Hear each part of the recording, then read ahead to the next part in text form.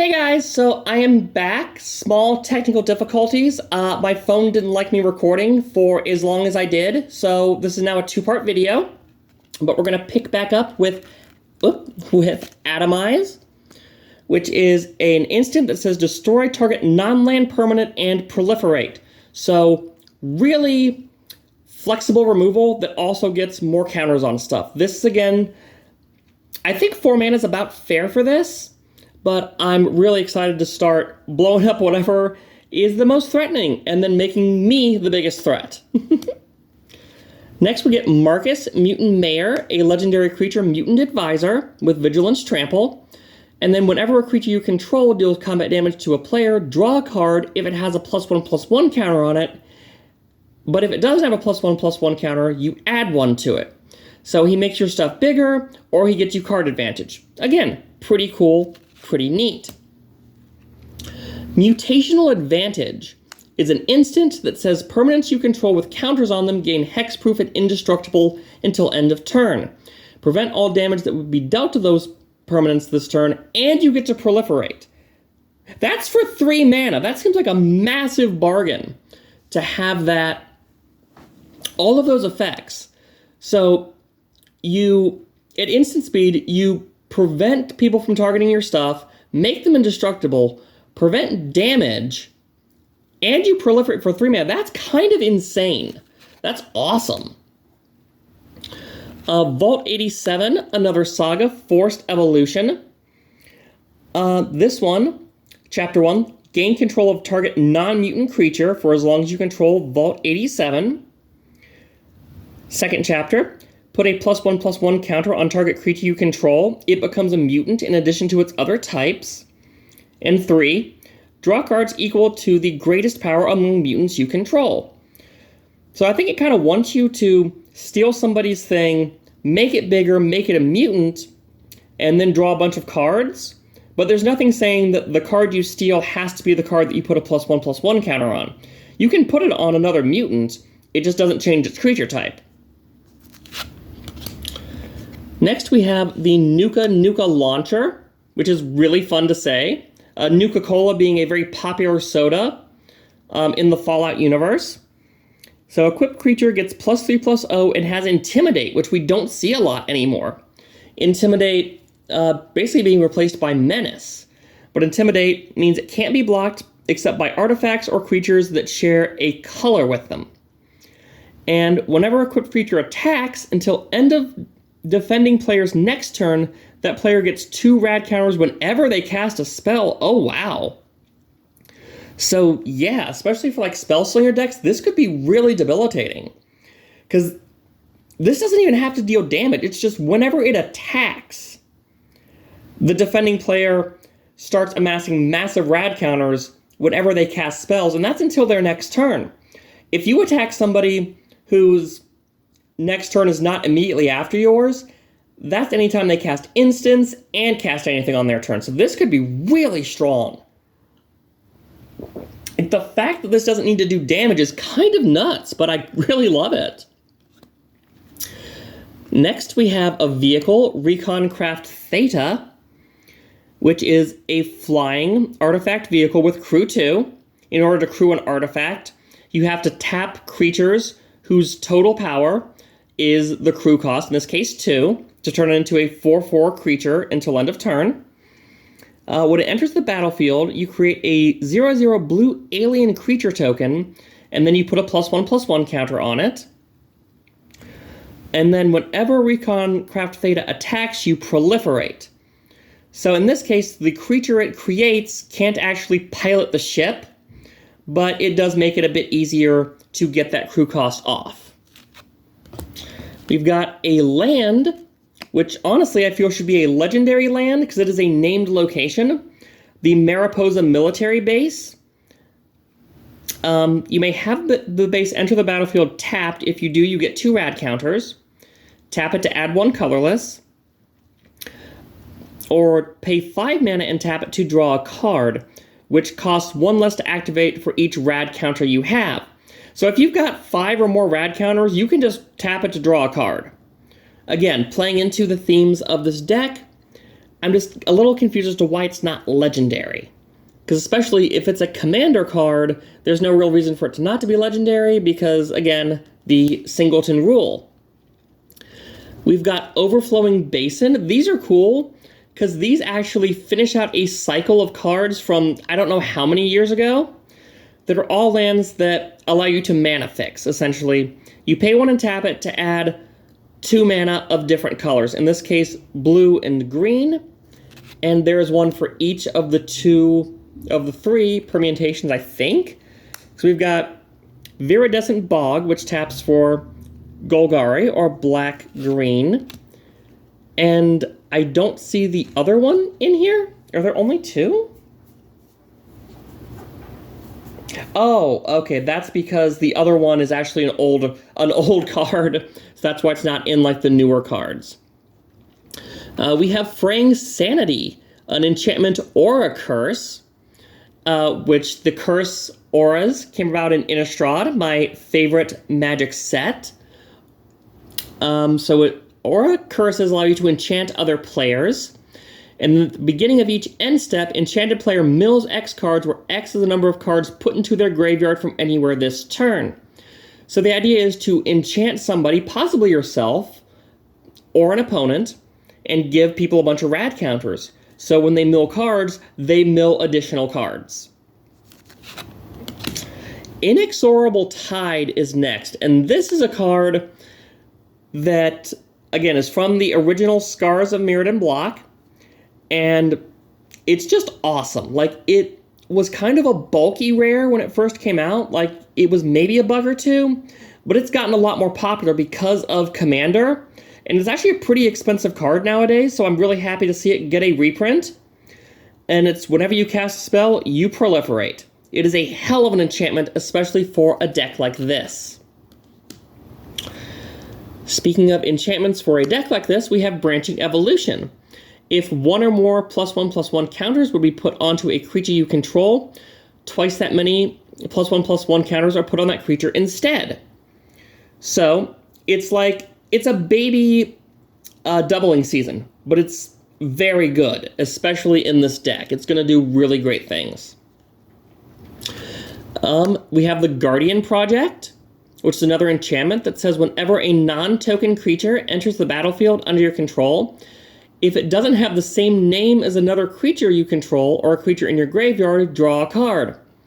If there's ever been a card that is more broken in Commander because of the way Commander decks have to be built, I think it's this one. So that's a lot of text to basically say, when a non-token creature enters the battlefield under your control, you draw a card. Because unless you're using cloning effects, it's not going to have the same name as another creature you control or in your graveyard, so that's just flat value. And they put all of these enchantments in here that are just awesome. Like, there's very little need to upgrade the enchantments in this unless you want to get really greedy with doubling season. So we have Hardened Scales. If 1 or more +1/+1 counters we put on a creature you control, you put that many +1 instead. Very straight to the point, very self-explanatory, very useful in this deck. Tireless Tracker. A human scout with landfall. Whenever a land enters the battlefield under your control, you investigate, you make a clue token, and then whenever you sacrifice a clue, you put a +1/+1 counter on it. I feel like the clue synergy is very light in this deck so far, so I don't know if this is going to be a keeper or not. We have Biomass Mutation, which I believe is also from Return to Ravnica block. It is an instant that costs X and either green or blue twice. So you can play X and 2 green, X and 2 blue, X and a green and a blue. And it gives creatures you control base power and toughness XX until end of turn. So essentially you just buff all of your creatures, kind of like a poor man's or woman's or non-binaries Craterhoof Behemoth, sort of. Not quite as good, but it is here. Casualties of War. That is a beautifully haunting image of just actually three very unfortunate people. Because you've actually got the soda jerk collapsed on the counter there. You get to choose one or more modes. Destroy target artifact, creature, enchantment, land, or planeswalker. For 6 mana, you can destroy 5 things, 5 target things. You don't have to, but you can. It's nice to have options. It really is. We've got a split card. So these are kind of confusing. Basically, you can play either face of this card, but not both of them. Dragon's Maze gave us cards that let you do that, and I'm really honestly surprised we haven't gone back to that because it's much clearer about what these cards can do when you have that, and I forget what the mechanic was, where you could play one side, either side or both. But in this case, it's either side. So you have Find, return up to 2 target creatures from your graveyard to your hand, or Finality. You may put 2+1/+1 counters on a creature you control, then all creatures get -4/-4 until end of turn. So basically, you either get stuff back you need, or you have a mini board wipe. 6 mana is a lot for a mini board wipe. I'm probably going to be casting Find exclusively when I play this. So here's the card that I thought was missing, the Darkwater Catacomb. Pay 1 mana and tap it to add blue-black. And I think we're just getting into lands now. Yeah, we're just getting into lands, which are not overly exciting. Drowned Catacomb, a classic from when I first started playing Magic in the M11, M12 core sets. Enters tapped unless you control an island or a swamp. Taps for either blue or black. Exotic Orchard, which we're seeing a lot more in Commander Precons. You tap to add 1 mana of any color that a land an opponent controls could produce. Fetid Pools, it's an island swamp, enters tapped. It has cycling 2. Pay 2, discard it, draw a card. Hinterland Harbor, enters tapped unless you have a forest or an island, taps for green or blue. These are pretty basic, I'm kind of flying through these here. Nesting Ground, okay, this is not so much basic.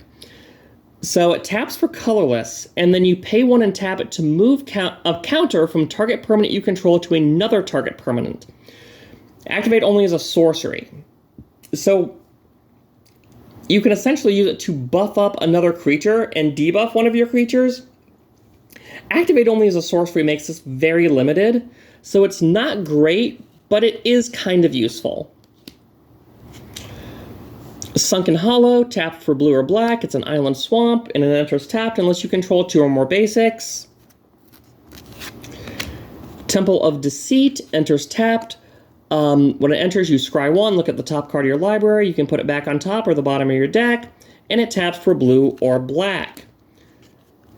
Temple of Malady, same thing as Temple of Deceit, except it taps for green or black. Temple of Mystery, 3rd verse, same as the first, taps for green or blue, comes in tapped, scry 1. Woodland Cemetery, comes in tapped unless you control a swamp or a forest, taps for black or green. Mortuary Mire, enters tapped. When it enters the battlefield, you may put target creature card from your graveyard on top of your library, and it taps for black. Okay, that's at least a little more interesting than just the same things over and over. I do like that it has recursion at the cost of coming in tapped. Opulent Palace, enters tapped, and then taps for black, green, or blue. Path of Ancestry, that is going to be a really strong card in this deck. It enters tapped, you tap it to add 1 mana of any color in your commander's color identity, and when it's spent to cast a creature spell that shares a creature type with your commander, you get to scry 1. Well, remember that Mothman is an insect mutant, and most of the creatures in this deck are mutants, so you're going to be getting to scry 1 if you tap this to cast any of your other mutant creatures. So that's a really nice, it's a normal inclusion, it's not like a unique inclusion, but it's a good, useful inclusion. Tainted Isle, taps for colorless, or it taps for blue or black, but only if you control a swamp. Tainted Wood, same thing, but green or black. We've got Temple of the False God, which taps for 2 colorless, but only if you control 5 or more lands. Terramorphic Expanse, another fetch land. Tap it, sack it, search for a basic land, put it onto the battlefield tapped, and then shuffle. And then I think we're into just our basic lands.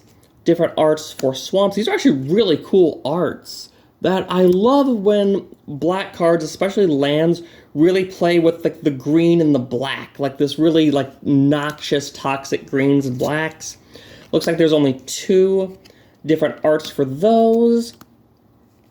We've got Forest, and oh my god, it's Dogmeat! Dogmeat, the best boy in Fallout.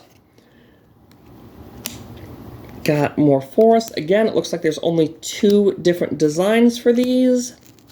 And I'm guessing the same will be for the islands, which, oh my god, also have Dogmeat. Awesome. Is Dogmeat on the swamp, too? Is Dogmeat on the swamp? He is. Dogmeat is on the swamp, too. Oh my god. I love that these lands have Dogmeat.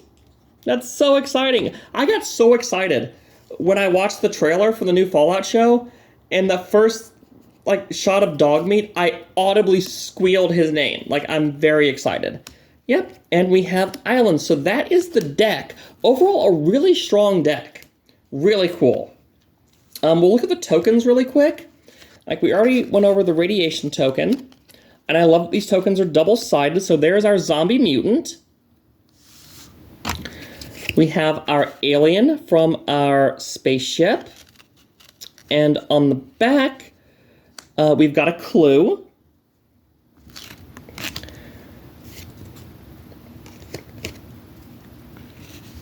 We've got a copy token, and I don't recall anything here that actually makes a copy.